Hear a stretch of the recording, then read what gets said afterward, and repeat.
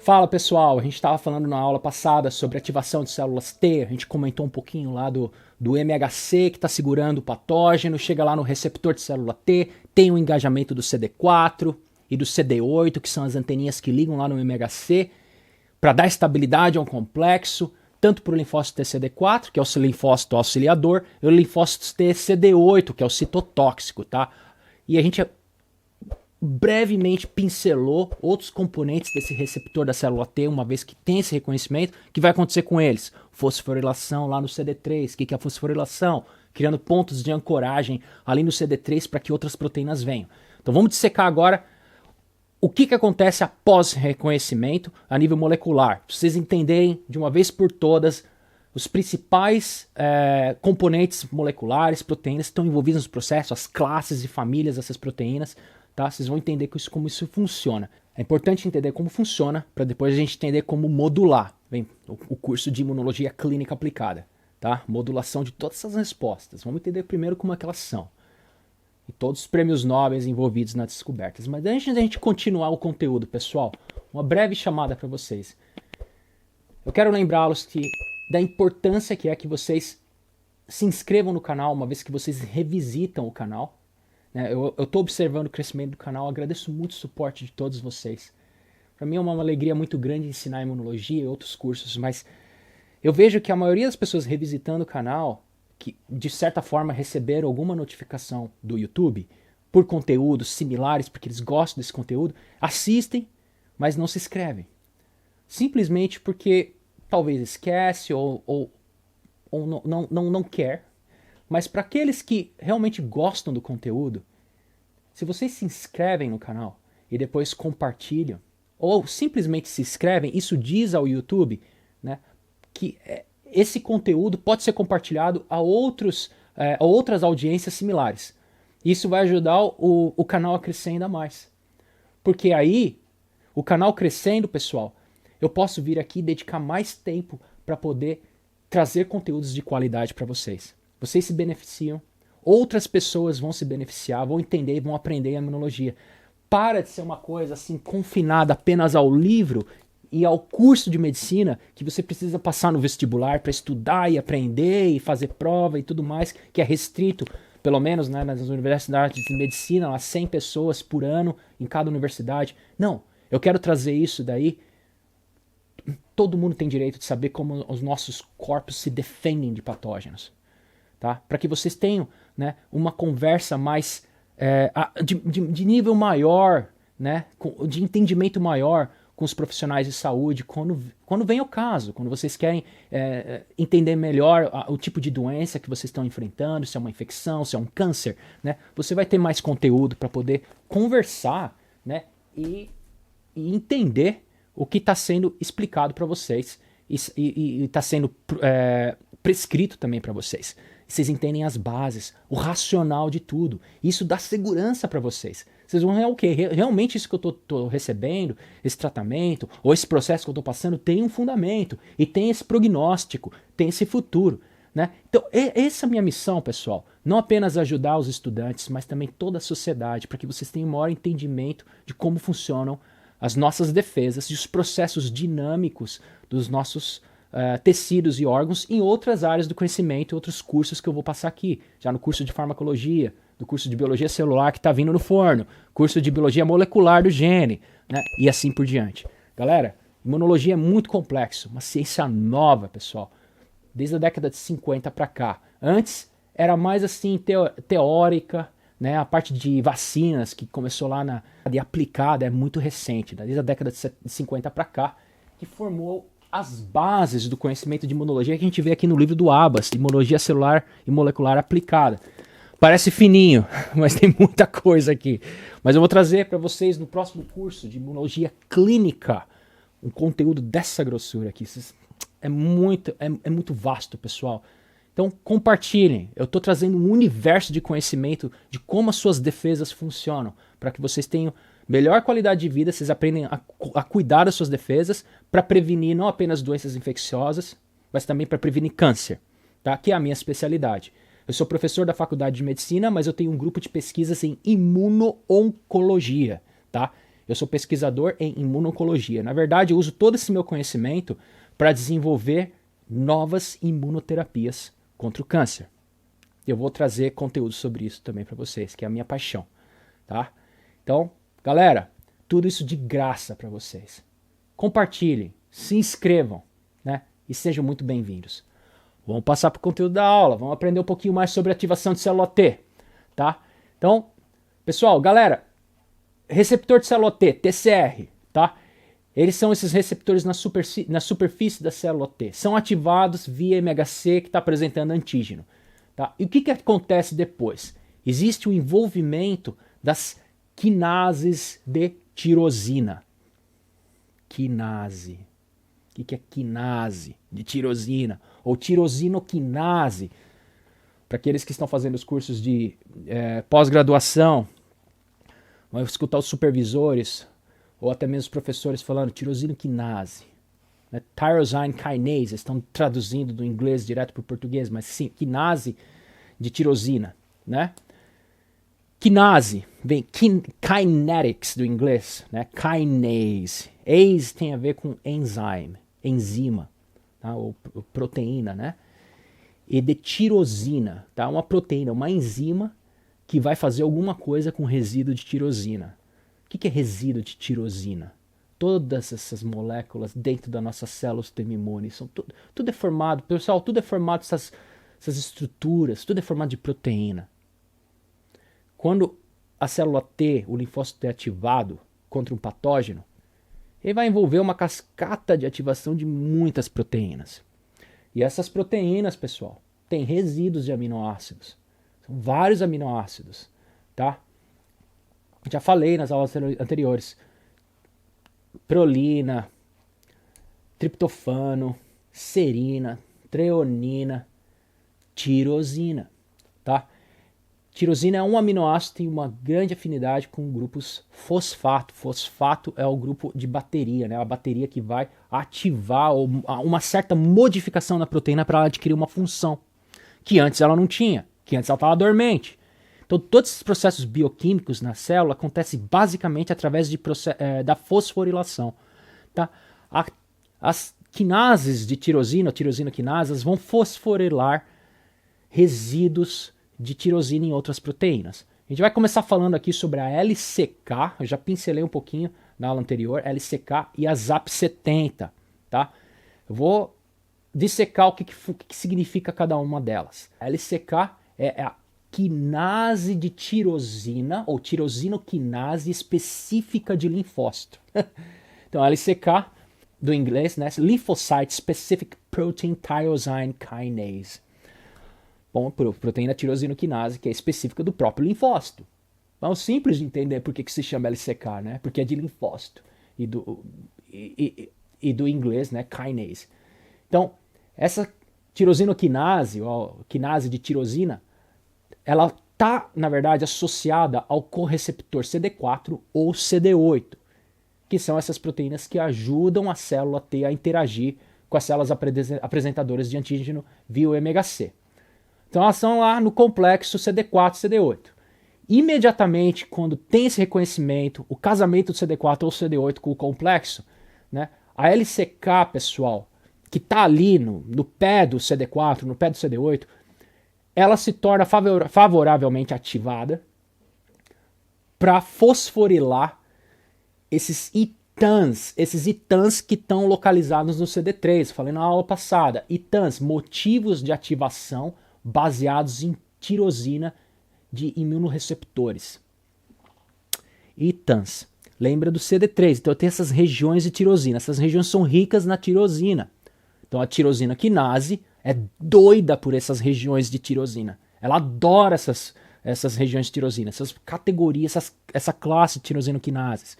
Então a LCK, ela está sedenta por esses sítios, esses ITANs, que quando eles são fosforilados, eles ativam o processo. Motivos de ativação, activating motives, ITANs, AMS, aqui no final, activating motives, ok?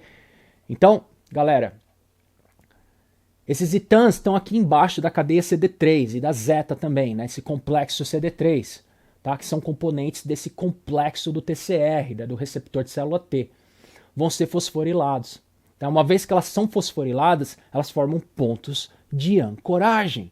Ancoragem para outras proteínas, outras enzimas, outras proteínas. Uma outra proteína então que eu quero começar a dissecar aqui é o ZAP70, que tem a ver com esse processo. Então o CD3 ele passa a ser fosforilado, forma ponto de ancoragem. Aí vem o ZAP70. Uma das moléculas que vai se ligar nesses ITANs é o ZAP70. O ZAP70 tem esse nome, né? O Z aqui vem de cadeia zeta, né? O AP, Associated Protein. Então, Zeta Associated Protein, proteína associada.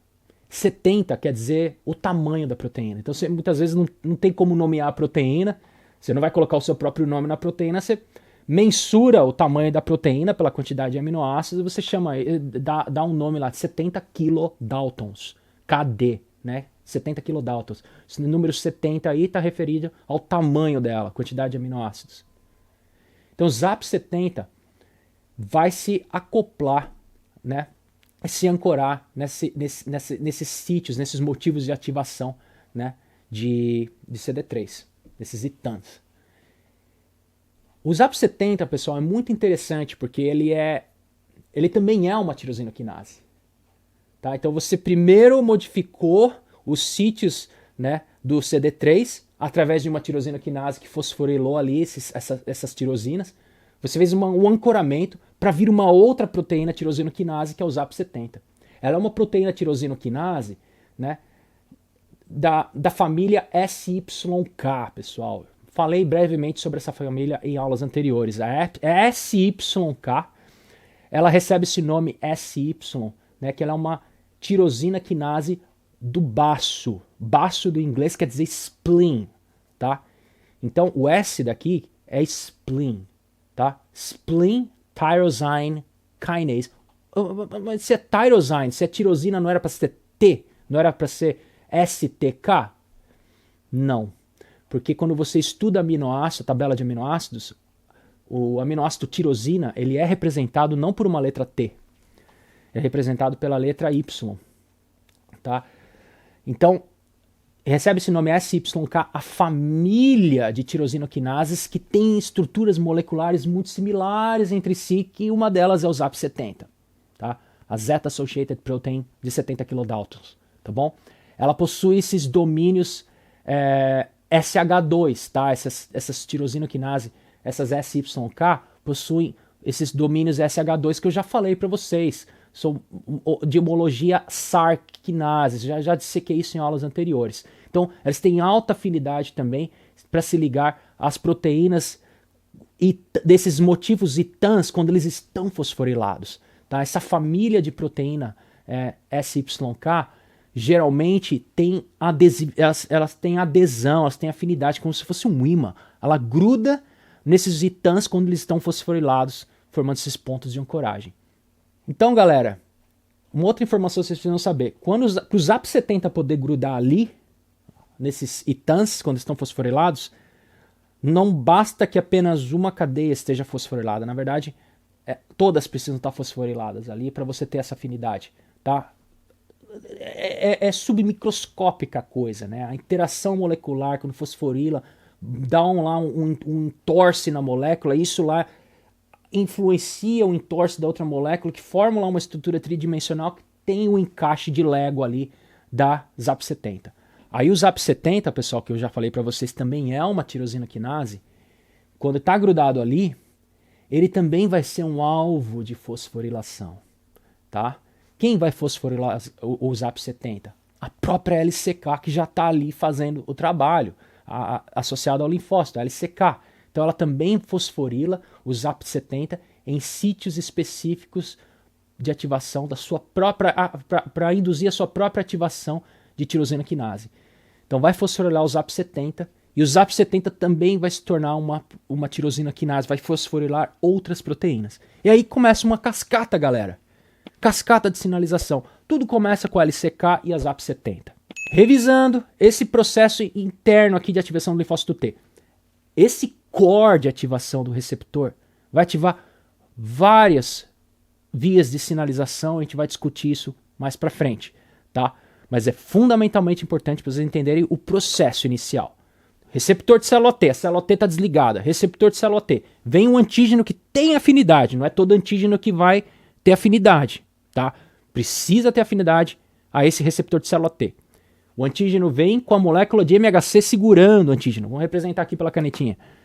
MHC segurando o antígeno. Liga no receptor. Teve afinidade. Aí vem o CD4 ou CD8, segura o MHC aqui e dá estabilidade para o complexo. Você tem essa afinidade, esse complexo estruturado, aí vem a LCK, que está grudada no CD4 ou no CD8 ali, e a LCK começa a fosforilar o CD3, que faz parte do TCR, lá nos ITANs, sítios de ativação. Isso cria pontos de ancoragem ali, o ITAN dobra, e aí se torna alvo da próxima proteína, ZAP70, que também é uma tirosinoquinase. O primeiro ZAP70 ancora ali, aí ele tá, eu cheguei aqui, tô ancorado. O LCK, você fosforilou o CD3, agora me fosforila também. Aí o LCK vai lá e fosforila o ZAP70. Fosforilando o ZAP70, ele cria pontos de ancoragem para outras proteínas que vão ligar ali. E assim cria-se cascatas de sinalização. Isso é lindo, galera, e não é difícil. Se vocês decorarem esse processo, vocês vão arrepiar na aula de imunologia molecular. Vocês vão entender tudo como funciona mais pra frente. Isso é aula, pessoal, tá? Então, esse conteúdo é mais para quem está estudando a parte molecular, mas se você tem curiosidade em entender como isso funciona, né? Memoriza também, leva pra vida, tá? A beleza da vida não é apenas olhar para um pôr do sol, mas é entender o universo de milagres que acontece a nível microscópico, molecular, que só no âmbito da imaginação você consegue visualizar, mas que está cientificamente provado. Prêmios Nobel e ciências que descobriram esses processos, galera. Quero introduzir para vocês mais uma sinalização que ocorre na célula T quando ela é ativada, tá? Que faz parte também, é o processo de inicial que não envolve a LCK e nem a ZAP70, mas é um processo acessório. Ele é adjunto. Acontece também, vai ativar outros processos de sinalização. Envolve a ativação da PI3 kinase, tá? Ou PI3K do inglês, kinase, tá? Vamos entender um pouquinho o que é a PI3K nesse contexto de ativação da célula T quando o receptor encontra o antígeno via MHC, tá? PI3K, vocês vão encontrar isso muito nos livros aí, também no curso, tá? PI3K na verdade vem do fosfatidil-inositol, 4,5-bifosfato, 3-quinase, tá? Quinase se escreve com Q em português, mas K-kinase, PI3K, tá bom? Não precisa decorar o nome cabuloso, mas esse é o nome químico dessa molécula, tá?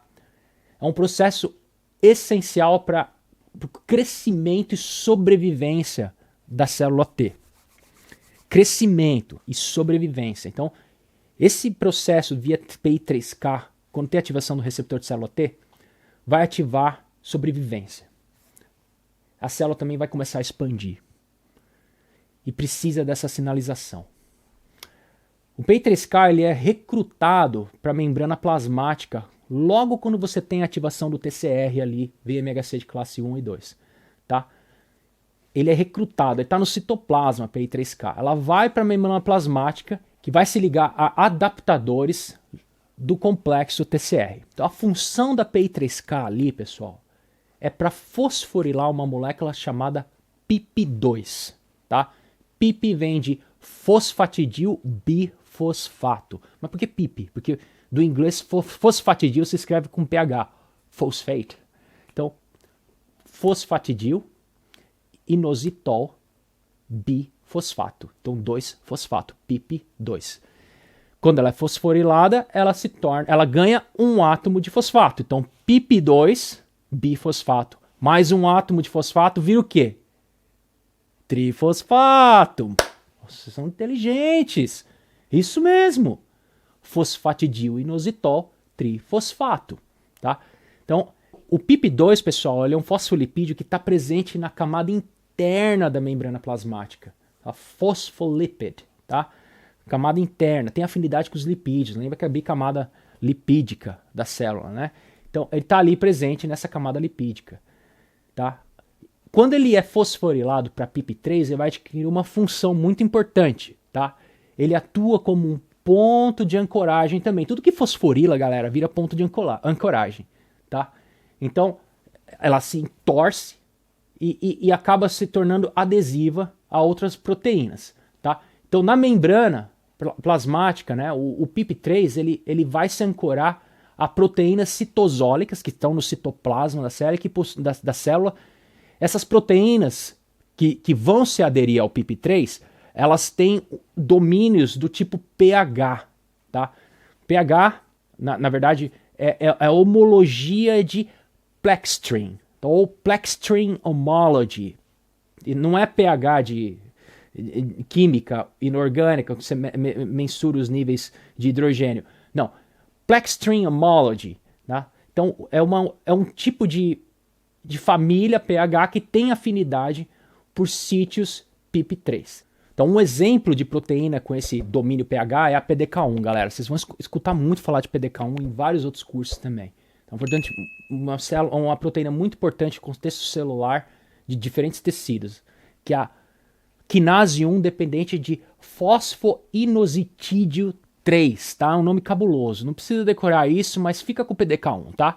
PDK1 é uma serina treonina quinase, não é tirosina quinase. Então é uma classe de proteína pH, né? Serina treonina, aminoácidos serina e treonina quinase, ou seja, ela não vai fosforilar tirosina. Ela vai fosforilar agora serinas e treoninas, que também são aminoácidos, tá?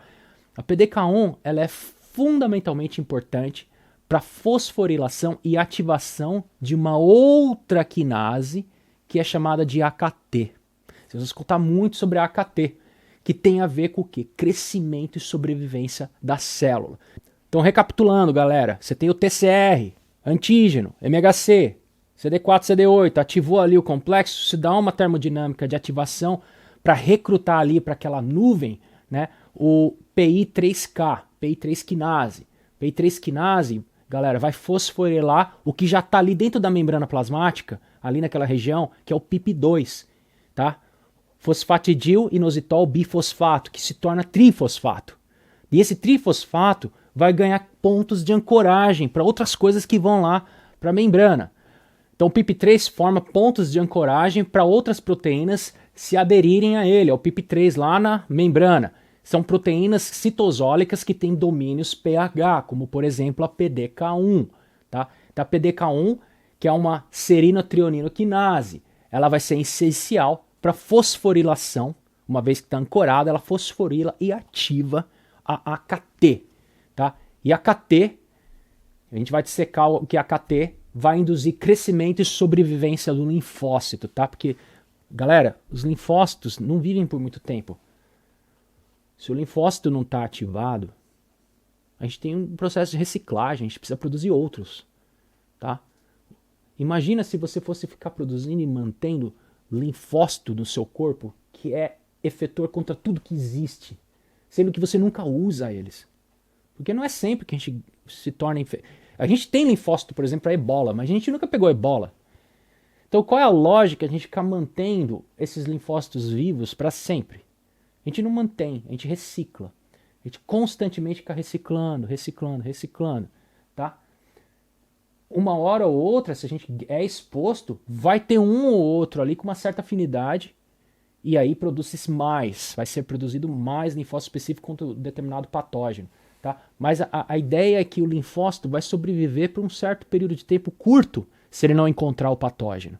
Tá? Mas quando ele encontra e tem ativação, você não quer desligar e matar o linfócito no processo de reciclagem.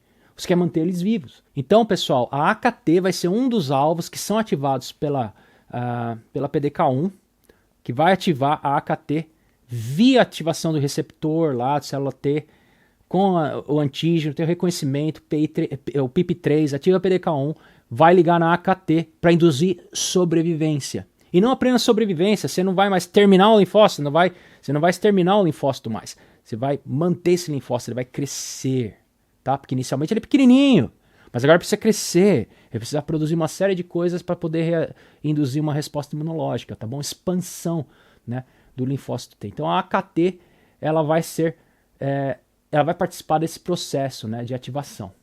Então, AKT, pessoal, tem a ver com crescimento e sobrevivência. A célula vai sobreviver, não vai entrar mais no processo de reciclagem e vai crescer, tem que expandir, produzir proteínas e moléculas que vão fazer parte da resposta imunológica. AKT também é conhecido como proteína quinase B, ou PKB. Vocês vão escutar muito falar em PKB e AKT dá na mesma. Tá? O nome AKT, a letra A, na verdade, vem do tipo de modelo de rato que os pesquisadores estavam utilizando na época, né? Que é o AKR, né? Modelo AKR, modelo de rato, uma linhagem de rato que eles na época descobriram esse gene, né? Então eles descobriram uma proteína, uma tirosinoquinase na linhagem de rato A, tá? Só curiosidade para vocês, mas depois, né, é uma categoria de proteína quinase B, tá? Então ela é ativada por essa PDK1, que vai desempenhar um processo crucial na promoção e o crescimento e sobrevivência da célula T. A AKT, galera, ela fosforila várias proteínas-alvos. A AKT é um coração de sinalização, tá? A AKT, existe uma ciência inteira atrás dessa AKT. Se vocês põem no Google sobre AKT, vocês vão ver esqueminha de AKT ativando isso, aquilo, outro, tá? Ela vai aumentar a síntese de proteínas na célula. Por isso que ela ativa uma série de coisas, tá? Na verdade uma fábrica, a AKT. Ativa uma cacetada de outras proteínas. Ou seja, ela induz a ativação do metabolismo, tá? Construtivo, tá? Anabolismo, né? Não catabolismo. Catabolismo você está eliminando, mas anabolismo está criando coisas novas. Então ela promove a sobrevivência através da criação de várias coisas. Você não quer terminar uma célula que está trabalhando. Você termina uma célula que está metabolicamente inativa. Tá? O AKT induz a ativação do metabolismo. Tá? E uma parte muito crucial na ativação específica da célula T, quando ela tem lá o receptor encontrando patógeno, PI3K, PIP3, ativação lá da AKT, vai ativar a proteína mTOR. Tá? A mTOR, já vou falar um pouquinho sobre a mTOR, ela é uma serina treonina quinase, treonina também é aminoácido, né? Quinase, que é muito importante para regular a síntese de proteína para a célula crescer de tamanho, tá? mTOR, galera, ela recebe esse nome, como eu falei, né? Que se traduz o nome mTOR para alvo mecanístico da rapamicina. Só um parênteses aqui, o que é rapamicina? Tá? A história da rapamicina e mTOR. Tá? A rapamicina ele é um antibiótico que é originalmente isolado de um fungo, que é o Streptomyces hygroscopicus, tá? Que foi lá descoberto na Ilha de Páscoa, né? Em amostras de solo da Ilha de Páscoa, que também é conhecida pelo nome Rapa Nui. Né? Então, por isso que tem esse nome rapamicina, Rapa Nui, descoberta na Ilha de Páscoa. Então, inicialmente ela foi utilizada na época como um imunossupressor. Tá? Eles viram que induzia imunossupressão.